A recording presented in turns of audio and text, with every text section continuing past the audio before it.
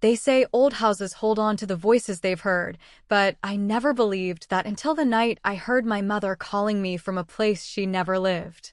I stood at the threshold with the key trembling in my hand, wondering how a dead woman could speak so softly, and so close. The story follows Mara, a 29-year-old woman returning to her family's rural hometown after her aunt's sudden passing. The old house on the hill, the one her aunt forbade her to enter, now legally belongs to her.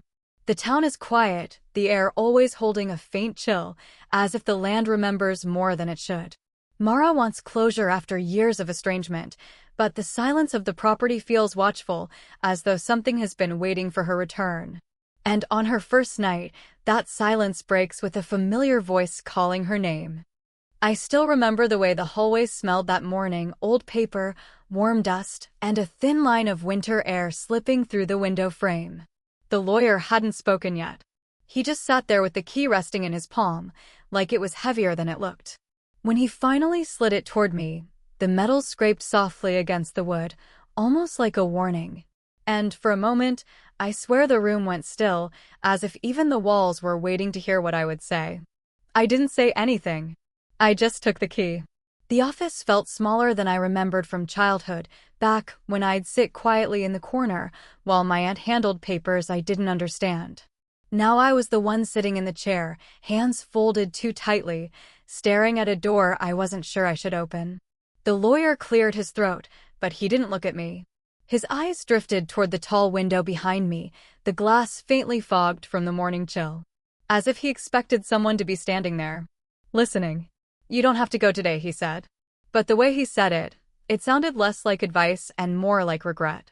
I didn't tell him that I hadn't slept. That the moment I heard my aunt was gone, something inside me started pulling softly, steadily, back to that old house on the hill. The one she told me never to enter. She never raised her voice about it. Never scolded. She just whispered the warning the way some people whisper prayers. Quiet. Afraid. Like the house could hear her. I tucked the key into my coat pocket and stood. The lawyer finally met my eyes, but only for a heartbeat. "Mara, be careful," he murmured. I didn't ask why. Because I wasn't sure I wanted the answer. The road to the old property was narrower than I remembered. Tall trees leaned inward, their branches tangled like fingers trying to keep something hidden. My hands stayed tight on the steering wheel, even though there was no one else on the road. Somewhere between the main town and the far fields, the memories came back, the soft warnings, the quiet looks my aunt gave whenever I asked about the house. She always said the same thing. Some places keep what they've been given.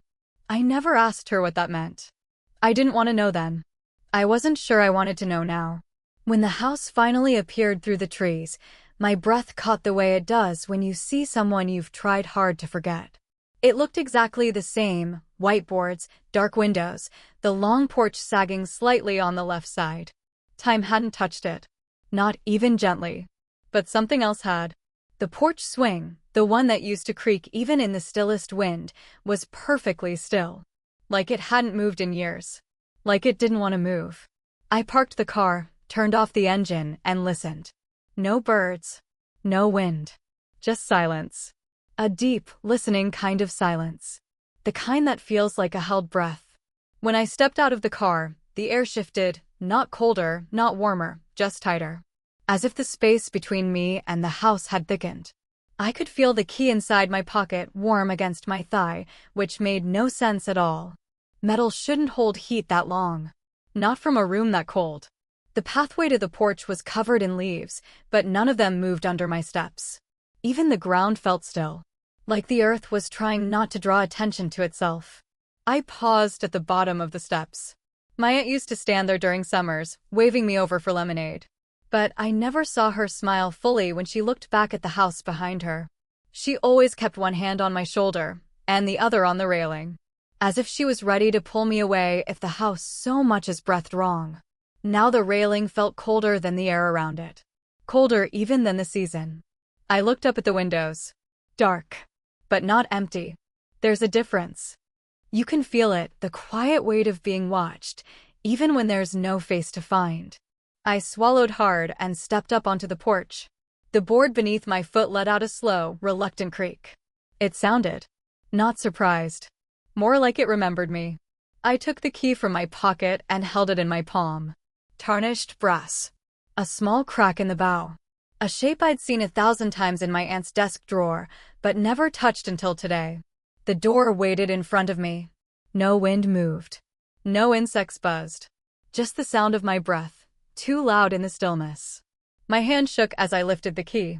Not because I was afraid of what was inside, but because something in the silence felt hopeful. Like the house had been waiting for this moment. For me. And the question whispered through the cold, quiet air as the key touched the lock. Why does a house with no heartbeat feel like it's listening?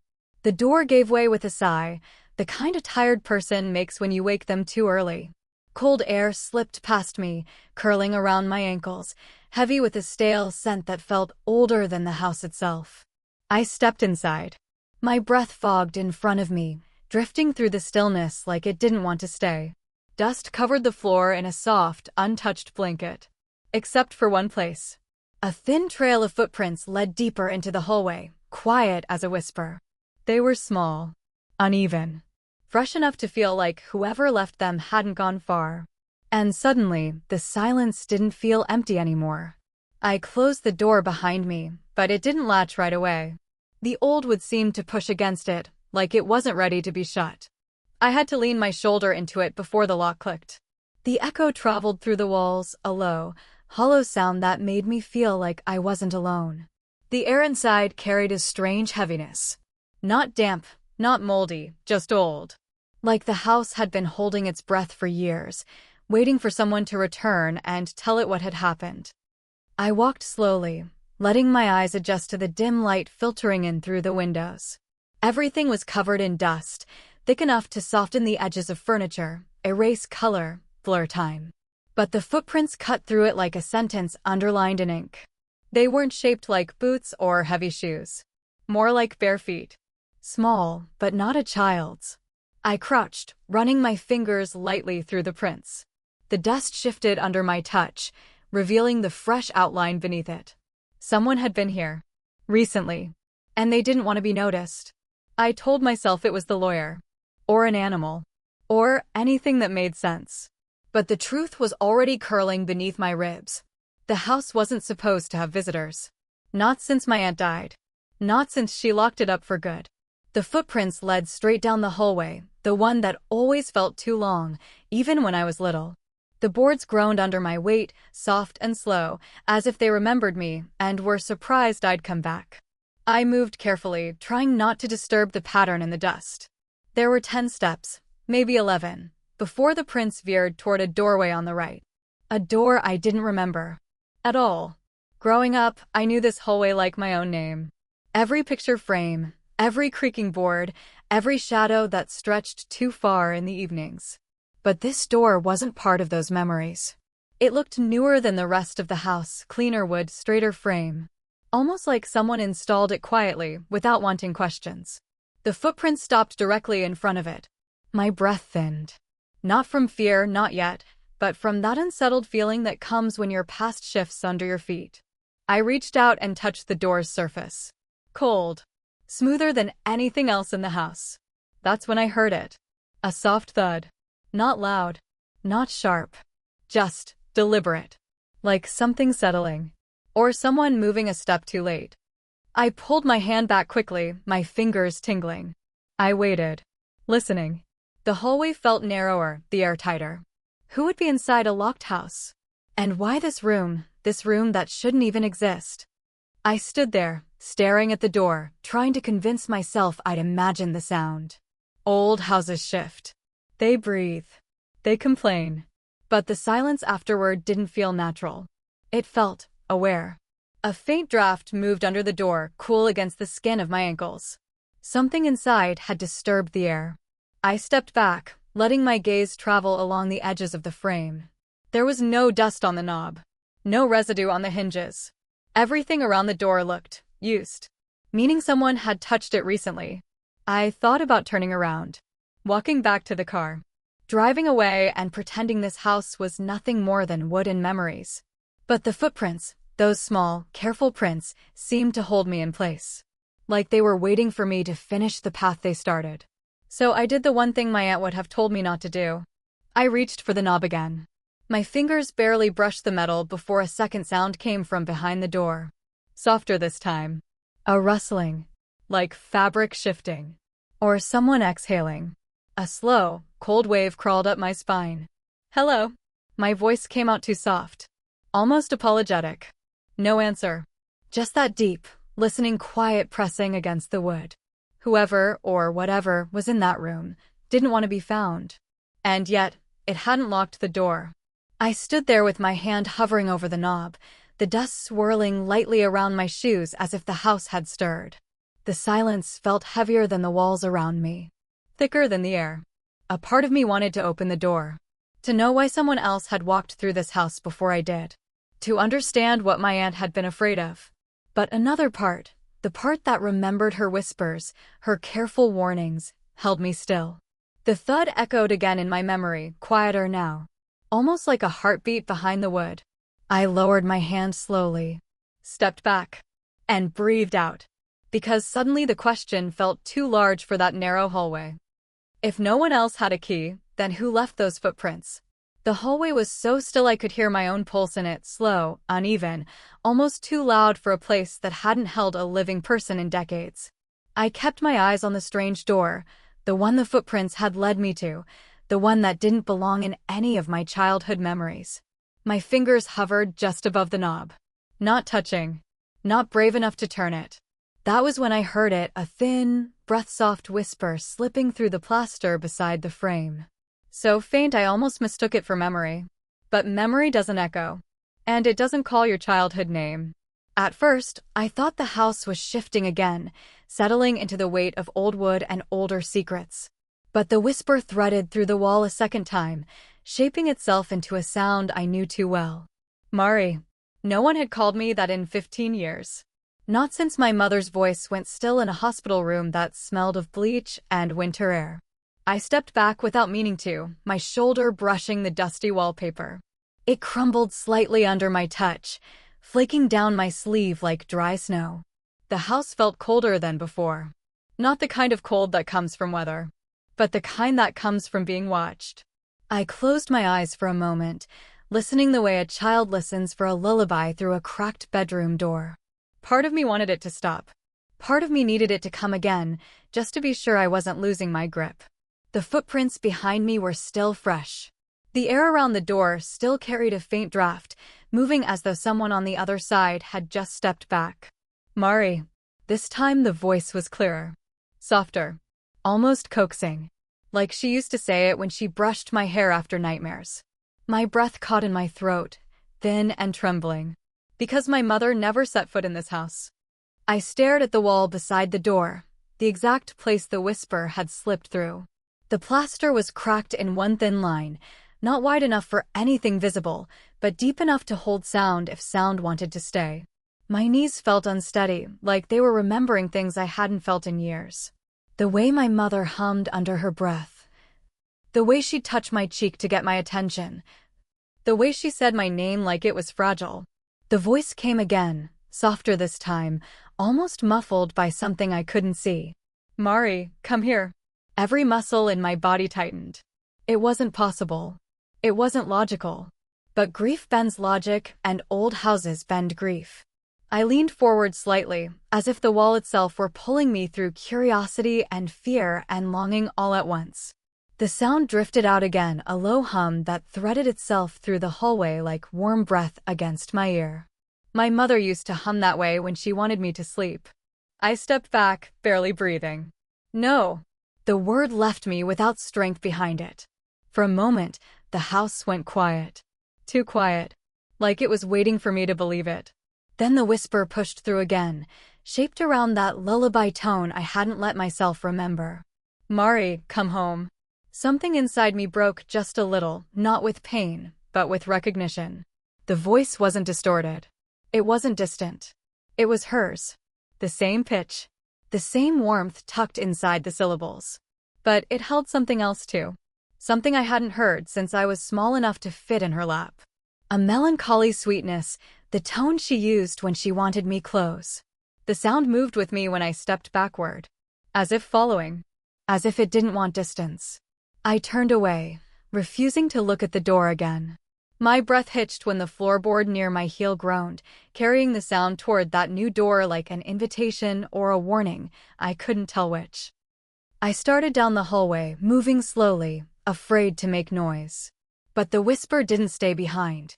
It drifted out after me, thinner now, stretched like it was dragging across the walls. Mari. The hair along my arms lifted. I didn't run. I couldn't. The house felt narrow, and running felt like it might wake something older than fear. My mother never visited this house.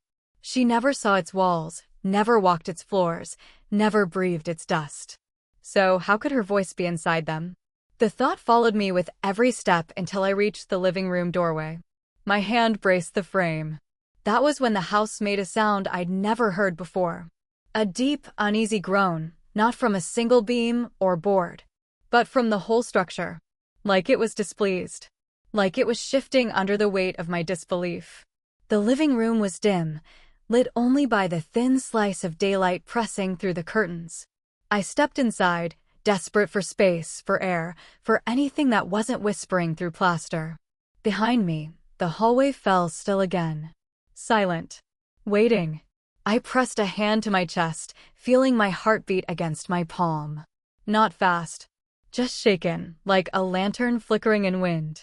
The air carried a faint vibration, the memory of that voice, tugging at the edges of the room. Soft.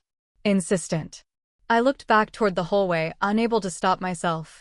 The crack in the plaster was no longer visible from here. But the question lingered like breath on glass. Why would my mother's voice be calling from a house she never knew? The notebook was small enough to be missed. Just a thin brown thing, sitting at the edge of the table like it had been waiting for someone with my hands. The house was colder that morning. Cold in a way that felt deliberate, like it had tucked its chill into the corners, saving it for me. I didn't reach for the notebook at first. I just watched the way a single page stirred even though the windows were shut tight. Dust floated around it, slow as falling sleep. And I remember thinking, something that old shouldn't move on its own. Dust floated around it, slow as falling sleep. And I remember thinking, something that old shouldn't move on its own. I had barely slept after hearing my mother's voice in the walls. Every time I closed my eyes, I swore I felt breath brush the back of my neck. Not warm. Not cold. Just wrong. The living room felt no safer in the morning light. It looked almost gentle, the soft gray daylight pressing through the curtains, landing on the table, the floorboards, my trembling hands. But the stillness was too heavy. Too careful. Like the house had stopped breathing the moment I walked in. That's when I noticed the notebook. Not dusty. Not warped from age like everything else around it. Just clean, as if someone had placed it there minutes before. I knew my aunt used to write in little books like this. Lists, memories, the kind of quiet thoughts she never shared aloud. But she hadn't been here for years before she died. She hadn't touched anything in this house since the winter she left it behind. Still, the handwriting inside was hers. The looping letters. The slanted lines. The pressure marks where she always pressed too hard on downstrokes. I didn't want to open it. But when a page fluttered again, without any breeze, I felt my fingers move on their own. The first page was nothing unusual. Groceries. A note about the leaking sink. A reminder to write to a friend she never actually wrote to. But the next page. The ink shifted. Like her hand had started shaking. The house is not empty, she wrote. Then nothing. Just a long pen mark trailing off the edge of the paper, like she had been pulled away mid-sentence. I swallowed hard. Turned the page. It keeps what it's given. Her handwriting dipped lower after that. The lines slanted, uneven, as if she'd been writing from a place she didn't want to sit still in. Another page. It mimics. Familiar shapes. Familiar sounds. Anything to open a door. My breath stuck when I read that. I thought of the voice the night before. My mother's lullabies, slipping through walls she never knew. I touched the paper lightly, tracing her loops and shaky endings. The pages felt wrong. Not cold like the room. Not warm like skin. Something in between. like the thin pulse of something waiting just beneath the surface. I closed my eyes, telling myself it was my own pulse I felt. But the warmth didn't match my heartbeat. It was slower, heavier, like the notebook was breathing. I turned to the last written page. The date in the corner stopped me cold. 1 week before my aunt died. Her handwriting was frantic now, letters colliding, ink smudged by what looked like hurried fingers or trembling hands. If anyone finds this. The words dropped off. Below them, a second line. Barely legible. Almost carved into the paper. Don't listen when it calls you. I stared at the sentence so long my eyes blurred. The room felt smaller. Walls leaning in. Floorboards groaning under a weight that wasn't mine. Something shifted behind the hallway door. A soft creak. As if something there agreed. I held the notebook tighter. Too tight. The warmth beneath my fingertips pulsed again, stronger this time. Like a heartbeat quickening. I whispered, "Aunt Clara, what were you afraid of?" The silence that followed wasn't empty. It was thick. Aware. And for the first time since I arrived, I felt like the house was listening to me. With interest. The air stirred. Barely. But enough to lift the edge of a page, flipping it back toward the unfinished sentence. As though urging me to finish it. Or read deeper. Or stay. I stepped away instead. But the warmth remained in my palms, even after I let go. I placed the notebook back on the table. But the moment it left my hands, the room felt colder. Sharper. Like I'd taken something warm away from the house. And it wanted it back. A soft ripple of air brushed past me. Not enough to move anything else. Just the last page. It lifted. Opened. Settled face up again. Inviting. Waiting. The final line stared up at me like an unfinished breath. Don't listen when it calls you.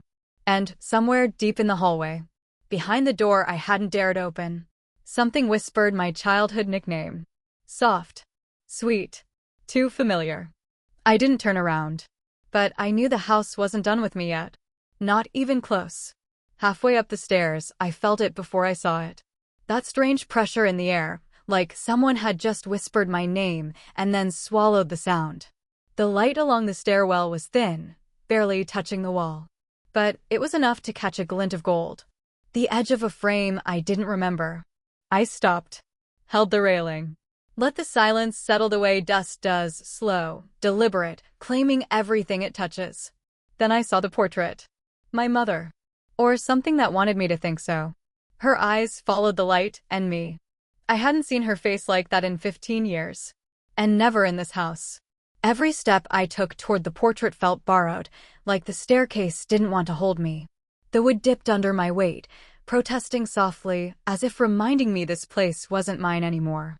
The frame leaned crooked against the wall, not much, just enough to feel purposeful. As though someone had touched it recently. Adjusted it with familiar fingers. The house smelled old everywhere else. Dry. Dust sweet. But here, beside the portrait, the air shifted. Warmer. Almost gentle.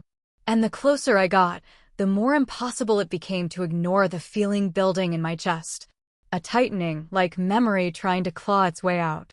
My mother never stepped inside this house. Not once. She used to call it your aunt's shadows, a place she said was too quiet, too watchful. Growing up, she kept me away from it the way people keep children from deep water. So why was her face here now? Soft curls. Warm eyes. The faintest smile, the kind she wore only on the nights she thought no one was looking. My throat tightened. It looked like her. More than any photograph I saved in a drawer back home. But something about those eyes. They watched too closely. And they knew I noticed. I reached for the frame. Slowly. Like my fingers were moving toward a memory instead of paint. The moment my skin brushed the cold wood, a shiver shot through my arm, fast, sharp, electric. I jerked, but I didn't pull away. Because that's when the smell hit me. Jasmine. A hint of sandalwood.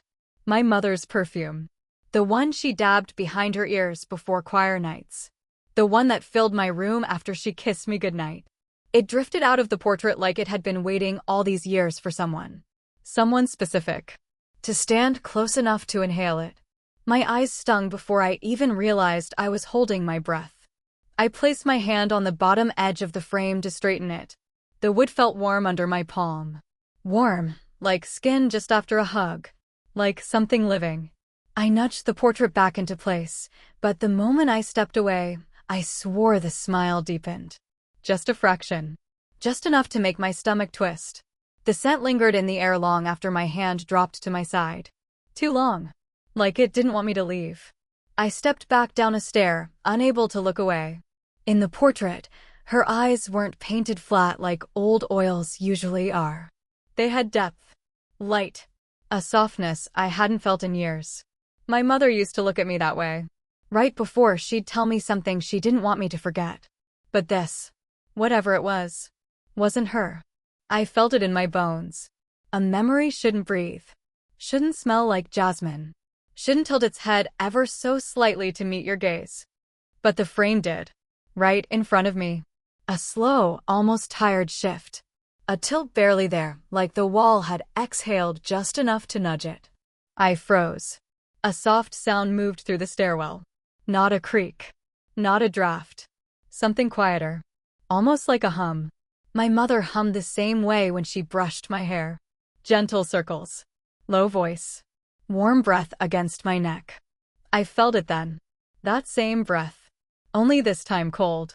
Trailing across my shoulder as if the portrait had leaned close. My aunt's warning echoed through my mind. Don't listen when it calls you. And for the first time, I wondered if the house knew exactly which voice I would struggle to ignore. I stepped back until my heel touched the lower stair. The portrait shifted again, not falling, not swinging, just enough to remind me it was watching. The air around me thickened with perfume that should have faded years ago. I pressed a hand to my chest, steadying my breath.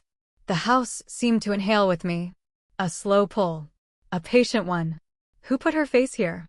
Who painted her eyes so alive? And why now, when I'd finally returned after all the years she told me to stay away? I didn't straighten the frame again. I didn't touch it. I left it tilted. Because the tilt felt like a warning. And as I walked back down the stairs, her eyes followed. Soft. Warm. Too knowing. The house wasn't done choosing which memories to wear. The second floor felt different the moment I stepped onto it. Quieter, as if the house were holding its breath for me alone. Light pooled at the end of the hallway, a pale, patient glow that didn't seem to come from the windows. And in that glow stood a door I didn't remember. A door that didn't belong. The wood was too new, too smooth for a house that creaked like it carried centuries in its bones. Even from a distance, it looked out of place. Like someone had pressed it into the wall long after the rest of the house learned how to settle. I didn't move at first. I just stared, listening. The hallway hummed softly, as though the house was waiting to see if I'd notice what it added. I walked toward the door, each step slow enough to hear the soft grit of dust shift under my shoes. Up here, the air was cleaner, not fresh, but less stale than the rooms downstairs. Almost like the house breathed differently on this level. My aunt used to say the second floor was unfinished, though I never understood what she meant. I always thought the rooms were just closed off, forgotten in the way old houses sometimes forget to keep themselves open. But this door wasn't forgotten at all. My fingers hovered just above the wood. No dust. Not even the faintest film of age. Someone had touched it recently. Or something had. I glanced back down the hallway, half expecting the crooked portrait of my mother to be watching from the stairwell below. But the corner was empty, shadowed. A breath slipped from my mouth before I even realized I'd been holding it. I pressed my palm to the door. Warm. Too warm for a house so cold. The hinges didn't creak. They opened smooth, quiet, like the door had been waiting for just my hand. The room inside was small. Square. Bare walls. A rocking chair in the center. And a tall mirror standing in the corner, covered by an old sheet that looked too white for this dust-heavy house. The quiet in the room wasn't peaceful. It felt occupied. The rocking chair moved first. A slow, backward sway. Then forward.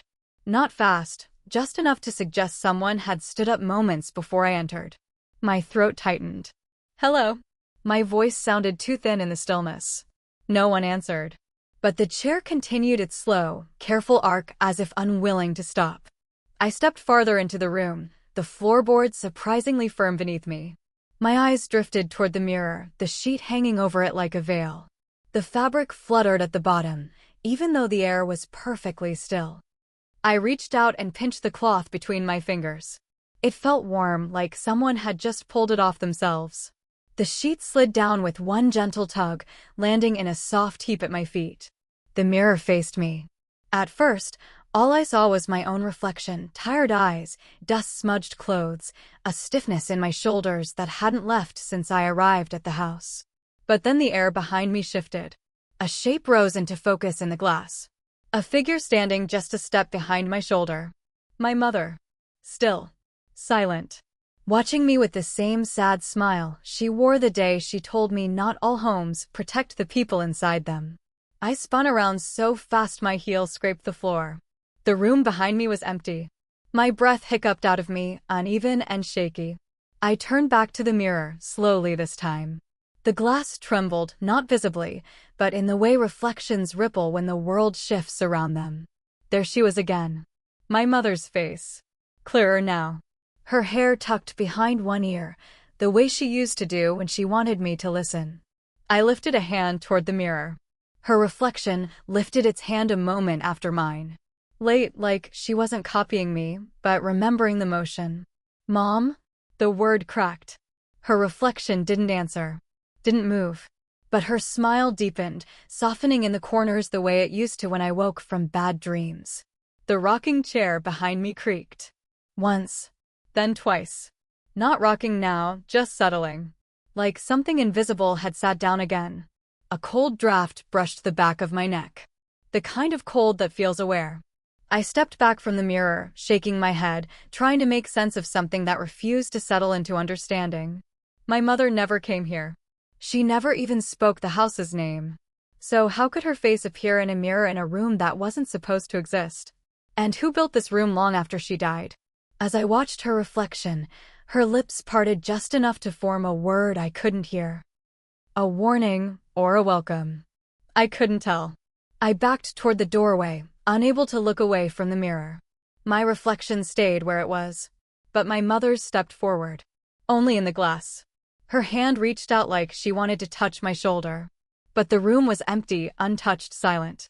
The rocking chair stilled. The air around me tightened, the way it does when someone is about to speak. I grabbed the doorframe, grounding myself. I didn't close the mirror. I didn't cover it again. I just watched my mother's reflection fade, her smile lingering a moment longer than her face.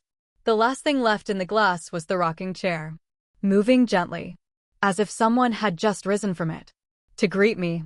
I hadn't even made it past the doorway when my phone began to ring. Just one sharp vibration at first, then another.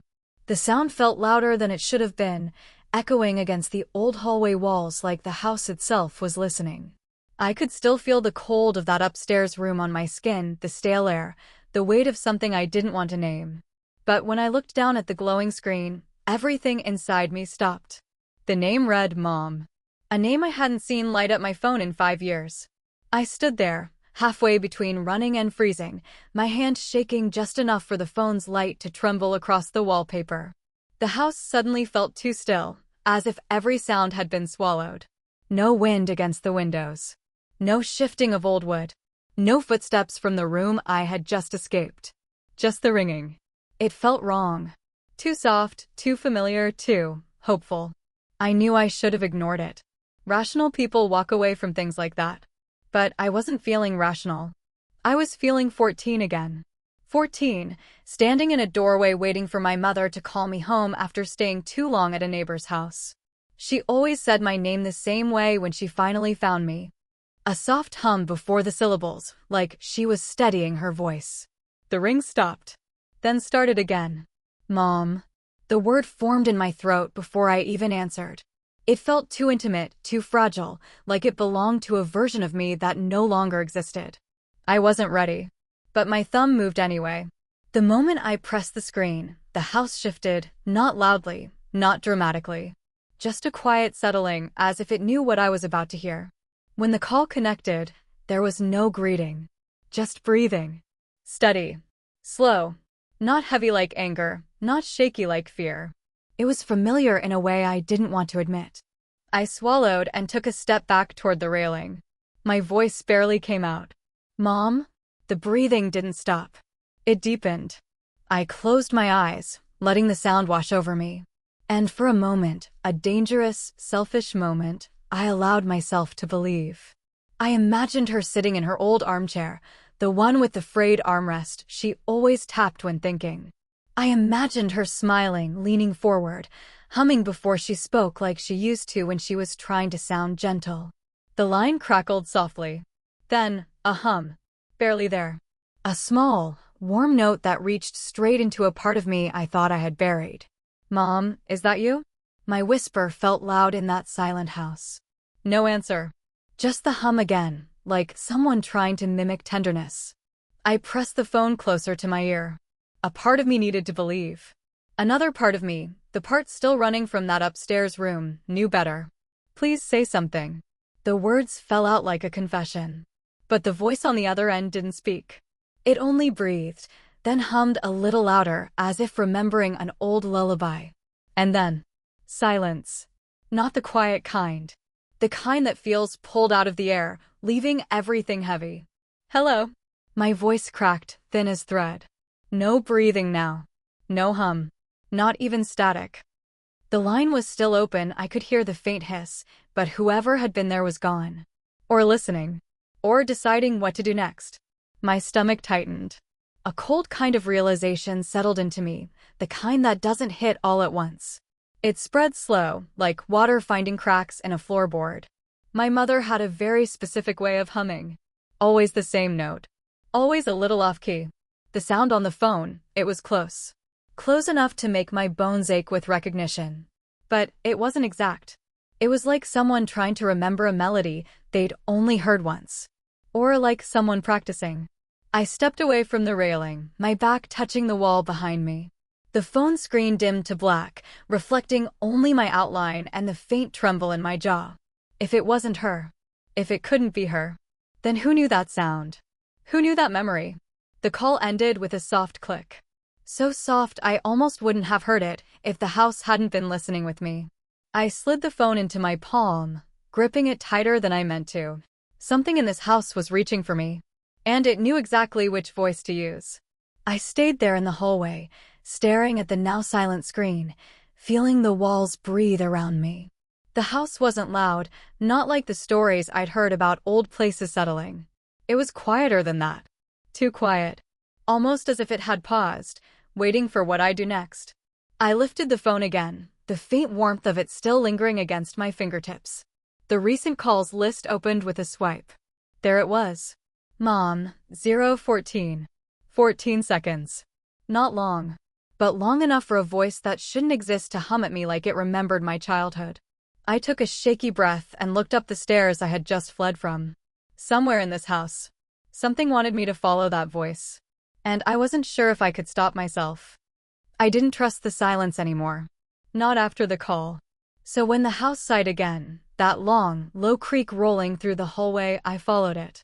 The sound moved like something dragging its memory across the floor, soft but sure, pulling me back toward a room I had promised myself I wouldn't enter again. My aunt's bedroom door stood half open, the light from the hallway folding itself across the carpet like a tired hand. And, under all that quiet, I heard it. A single creak beneath the floorboards. As if the house was shifting just enough to show me where to look. My aunt's bedroom had always felt wrong to me. Even as a kid, I avoided it. The curtains never seemed fully open, no matter how wide the windows were pulled. Dust settled in places that should have been too warm for dust. And the air. The air always tasted like old paper and forgotten arguments. But now, standing in the doorway as an adult, everything felt tighter than I remembered.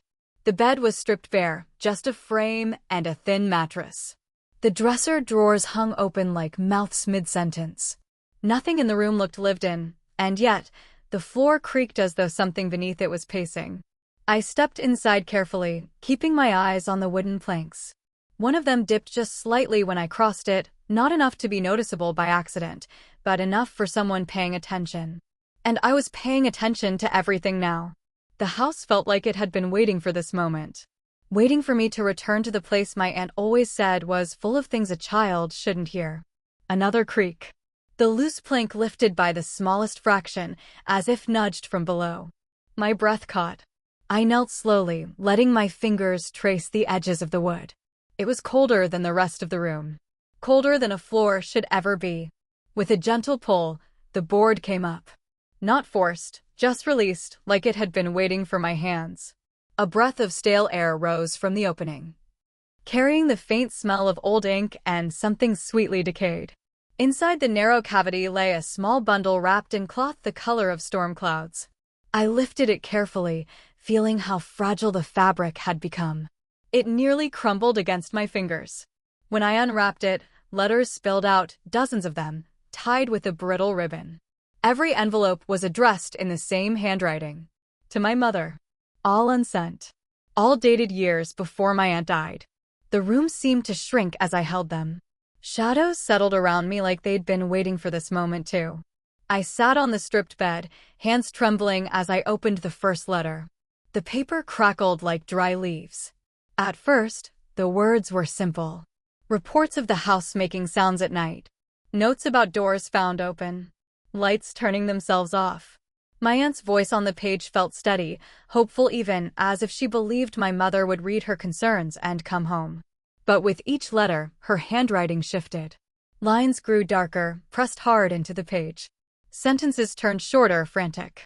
It wasn't the house she feared. It was something her sister, my mother, had left behind. I read until the letters shook in my hands. The last few letters hardly looked like handwriting at all. Just sharp, hurried lines and uneven spacing, as if she wrote them with someone standing over her shoulder. One sentence repeated itself across 3 pages. You left it here. You shouldn't have left it here. Another. The house remembers. It always remembers. And near the end. It's calling for her now. I can't quiet it anymore. A chill crawled up my spine, settling in the base of my skull. What had my mother left behind? Something so powerful my aunt felt she had to hide the letters, bury them under the floor as if the house itself might reach for them. I opened the final envelope. It wasn't finished. Half the page was blank, the last line cut off mid-sentence. If Mara ever returns. That was it. Nothing more. The silence in the room thickened. Not empty, expectant. I looked down at the floorboards, imagining my aunt kneeling here in the dark, writing these letters with shaking hands. Hearing things move under her feet. Feeling watched by a house that didn't want her speaking the truth out loud. And suddenly, everything inside me clicked into place like a lock turning. My aunt didn't warn me to stay away because of the house. She warned the house to keep away from me. She wasn't protecting me from what lived here. She was protecting this place, whatever it held, from my mother. My pulse thudded painfully in my throat. So, what had my mother hidden that a house could remember? I gathered the letters back into the cloth bundle, but my hands wouldn't stop shaking. The air in the room felt heavier now, like the walls had leaned closer to listen. The floorboard beside me creaked again, not loosening this time. Just shifting. As if settling after sharing something it wasn't supposed to. I placed the plank back gently, but the wood throbbed faintly under my palm, warm in a way that made no sense. When I stood, the room felt different. Not hostile. Just aware. I held the bundle of letters to my chest, the ink smell clinging to my clothes, to my skin. Whatever my mother had left here, whatever the house was trying to return, it was waiting for me. And I could feel, in the quiet between breaths, that I had already woken it. The storm rolled in like a quiet warning. Rain pelted the windows, sharp and rhythmic, drowning the world outside. The lights flickered once, twice. Then everything went black. I froze in the middle of the living room, hands hovering above the sideboard, listening. The house sighed around me, settling in the dark, almost like it knew I was awake now. And then I heard it. A voice. Not one voice, but many. Layered. Echoing. Soft. Urgent. Familiar. Calling my name. And I knew, before I even moved, that the house wasn't just listening anymore. It was speaking. I groped along the wall, my fingers brushing over the rough plaster and the cool edges of furniture. Candles. I needed candles. But every drawer I opened seemed empty, as if the house had swallowed them. The voice didn't stop. It came from the corners, from the hallway, from beneath the stairs, vibrating through the walls. Layered. Echoing. 100 whispers of my mother's tone, her name folded into them over and over. The air grew heavy. Not just humid from the rain, heavy with something alive, something waiting. I could feel it pressing against my chest, urging me forward, guiding me. My hands fumbled along the hallway wall, feeling the bumps and edges, the wood grain of doors I had passed a dozen times before. I knew the hallway. I knew the creaks and the shadows. And yet, every step felt new. Like the house had rearranged itself overnight. It whispered my name again. Longer this time. A note of sorrow threaded through it. Longing. Something close to hunger. I stopped at the door. The one I had been told never to open. The walls vibrated softly around it. The voice layered itself over the grain of the wood, urging, coaxing, pulling me closer. And I realized then that the house wanted me somewhere. Somewhere it had been waiting for me to go. My hand hovered over the doorknob. The voice became louder, pressing from all directions at once, threading through the shadows and the storm. I could hear my own pulse echo in time with it. The hallway stretched, longer than I remembered. Rain pounded against the windows, but the sound had become background, muted beneath the murmurs coming from inside the walls. I leaned closer, listening to the way the wood seemed to vibrate, like it had been trained to speak. Open it. Not words exactly. A feeling. A direction. A plea. I swallowed. I could feel the storm outside in my bones, cold and electric, but the air here was hotter, thick and sticky, like the house itself had taken a breath. I glanced back at the living room. Shadows pooled in corners, familiar shapes twisting into something unfamiliar. And yet I didn't move. I couldn't. The voice came again, layered and coaxing. The way my mother's tone once softened me to sleep. The way it used to calm me. Except now it was everywhere. And everywhere I turned, it wanted me closer. I pressed my hand to the knob. A tremor ran through the door. Like the house itself was bracing for me. I opened it. The hinges groaned softly, a sound familiar yet alien in the storm. The air inside was warmer, heavier, like the room had been waiting, breathing, alive. The voice stopped. For the first time, absolute silence. Only the storm beyond the windows remained. And my own breathing, ragged and loud in the small space. I stepped inside. The floorboards creaked underfoot. Dust rose like smoke around me, disturbed from decades of stillness. And then I saw it. The room had been empty before, or I had never noticed it. Now, shadows gathered in shapes that suggested furniture, or perhaps shapes imagined. I could feel the walls pulse softly, the wood breathing, vibrating in time with something unseen. A small object lay on a table in the corner, half hidden under a piece of cloth. The house hummed around it, urging me forward. I reached out. Before my fingers touched it, I understood something I hadn't before. The house wasn't just holding the object. It had been waiting for me to claim it. The storm outside beat harder, shaking the windows. But here, in the quiet aftermath, I realized I wasn't just following the house. It had guided me to something my mother had left behind. Something the house had been keeping safe. Or hungry for. I hesitated, breath caught in my chest. The layers of voices, the whispers, the longing in the air, all pointed to one truth. I was never meant to open this door. But the house needed me to. The object lay beneath the cloth, waiting. I could feel its presence, pulsing softly, almost like a heartbeat. The room's walls pressed close, vibrating with every memory, every whispered name, every longing the house had stored for decades. I could feel it watching me, coaxing me, urging me to lift the cloth. Rain hammered the windows harder, but the sound didn't matter. The storm was outside. Here, there was only the quiet, waiting pulse of the house and something that belonged to my mother, something it had never wanted me to see. I rested my hands on the fabric. And for the first time, I understood that I had arrived exactly where I was supposed to be. The storm raged outside. Inside, the house held its breath. And so did I. The door moved almost too easily, swinging open as if it had been waiting. Rain rattled against the roof, hammering the silence into pieces. I froze in the threshold. The room was small, tucked away like a secret my childhood had whispered about but never showed me. Light from the storm flickered over objects that should not have been here. Toys I remembered losing, drawings I thought gone forever, a sweater I had left at summer camp when I was 10. And in the center, something moved. A shadow. Flickering, like smoke caught in a draft, shaped like my mother. Its edges blurred, uncertain, yet her voice came clearly, soft, coaxing, intimate. "Stay this time," it said. And I knew, before stepping forward, that every memory I had ever wanted back was waiting for me here. The chamber smelled of warm paper, old fabric, and something I couldn't name, a scent that clung to the edges of memory. My hands twitched, remembering how my mother used to tuck me into bed, her fingers brushing hair from my forehead. The objects were impossible. Toys I had thrown away. Drawings I had abandoned, folded and creased in drawers I hadn't touched for decades. Even the sweater, yellow with small stains, a remnant of a childhood scraped and forgotten. I knelt to touch one of the drawings. The paper was warmer than it should have been, pulsing, almost alive under my fingers. The shadow shifted in the center of the room, edges quivering like candlelight in the wind.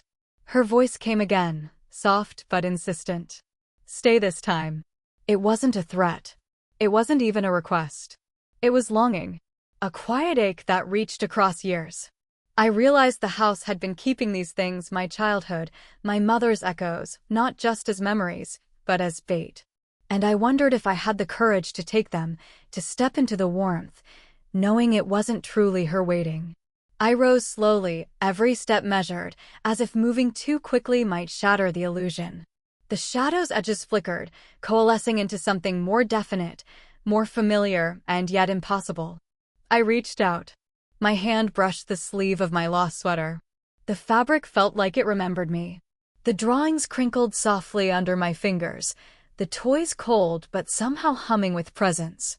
Her voice, the shadow's voice, wrapped around me. "Don't leave me again." Every syllable carried decades of silence, of absence, of lullabies half remembered. I wanted to believe. I wanted to reach past the impossibility, past the flickering edges, and hold her again.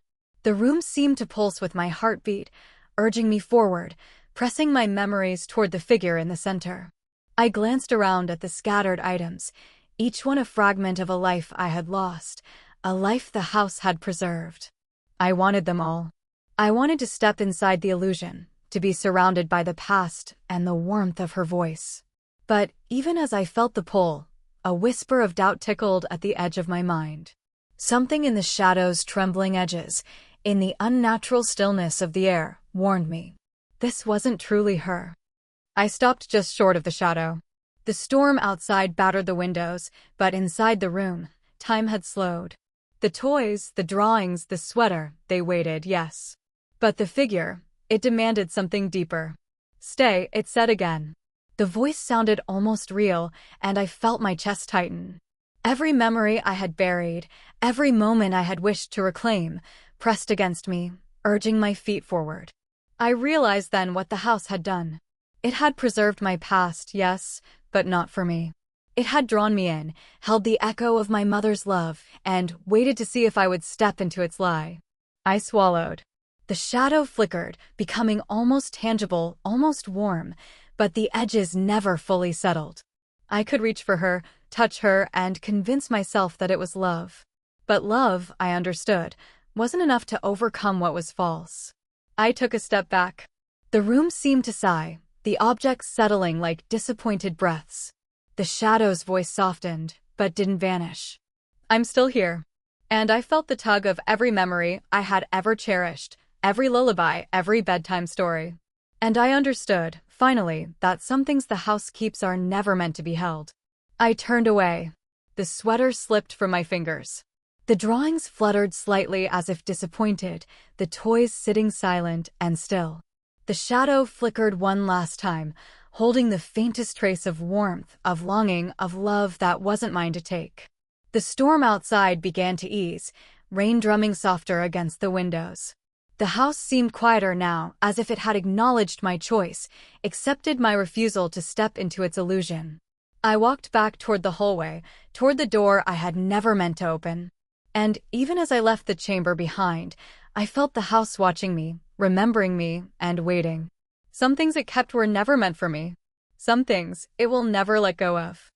The first pale light of dawn touched the edges of the old house, soft and hesitant. Rain had stopped overnight, leaving the world damp and quiet, but inside, the air still vibrated with yesterday's storm. I stood in the small chamber, the shadow in the center flickering faintly, edges wavering like smoke caught in a draft. It was warm, almost familiar, almost comforting. But I knew I had to know that the figure was not my mother. Her voice echoed softly, whispering my name. Every lullaby, every bedtime story, every stolen fragment of memory pressed against me. And for the first time, I saw the truth reflected in those trembling edges. It was the house itself, feeding on what it had stolen. I sank to my knees, chest heaving with the weight of recognition. The room, the objects, the flickering figure, they were a trap, a memory pressed into form, designed to make me stay. I touched the sweater again. Cold, not warm. The drawings felt brittle, paper long past its time. The toys, plastic chipped, stuffed fur matted, carried only echoes of my own longing. The figure shifted as I watched, imitating every gesture, every tilt of my mother's head, her eyes soft, familiar. I could almost hear her voice in the wind that drifted through broken shutters. But I knew. I had spent too many years listening for her, dreaming of her. And the house had taken that longing and mirrored it back, crafting an illusion to hold me here forever. I rose slowly, knees stiff, heart tight. "Mom," I said aloud. The single word felt like a hammer, breaking the quiet. The figure flickered violently, edges fraying as if wounded. The house itself groaned, a deep, rolling tremor through floor and walls. And in that moment, I understood love alone was not enough to claim what was lost. I had to choose reality over the pull of memory, truth over comfort. The shadow recoiled, voice softening, whispering fragments of lullabies, faint words of consolation. "Don't leave, stay." The floorboards shuddered beneath my feet. Dust rose in lazy swirls, catching the faint dawn light. I stepped back. The objects, my lost sweater, the drawings, the toys, trembled in place, but I didn't touch them. The house tried to coax me closer, pressing every memory, every ache into my chest. I raised my voice again, clear this time. "Mom." The figure quivered violently, edges breaking into gray mist. It was no longer a woman. It was a shape, a pattern of echoes, feeding on grief, on nostalgia, on longing. I felt a strange compassion, almost guilt, but the pull of the house could not erase the truth. The objects were nothing but bait. The voice was nothing but an echo. I backed toward the door, footsteps slow, deliberate. Every whisper followed me, softer now, desperate. It tried one last time to lure me, threading half memories into the air. But I refused. I would not step into its lie. I reached the threshold. The shadow stretched, distorted, trying to reach beyond its edges. "Stay," it whispered again, barely audible, a breath of my own childhood memories. I looked around the room one last time. Every toy, every drawing, every lost fragment of my life, it belonged to me only in memory, not in this place. The house groaned, walls vibrating as though disappointed. I realized then that it had always been patient, always hungry, always waiting for someone to fall for the illusion. I whispered my mother's name again, steadily, with clarity. The figure wavered, dissolving into nothing more than a flicker of gray mist. The room trembled violently, furniture shifting slightly as if the house itself were throwing a tantrum, a storm of disappointment and hunger. I felt every heartbeat of the building, every echo of memory it had tried to feed on, and I refused it. I stepped back into the hallway, cold and damp, and the house seemed to sigh around me. The echoes faded. The air settled. Even the objects in the room lost their pulse, lying inert in the pale dawn light. I left the chamber behind. The house was quiet, vast and disappointed, exhaling the weight of what it had tried to claim. The front door loomed ahead. I hesitated, hand on the doorknob, and listened. Nothing moved. No whispers. No coaxing. Outside, the sky was lightning, rain-soaked streets gleaming in early sun. I locked the door behind me, the key turning heavy in my hand. And still, a question lingered, sharper than the cold morning air. If the house could mimic the dead, if it could hold memories and craft illusions of love, what else had it kept hidden in its walls, waiting for someone to step inside? I walked away slowly, leaving the echoes behind, but knowing they would linger. Some truths were too heavy for the living. And some memories the house would never release.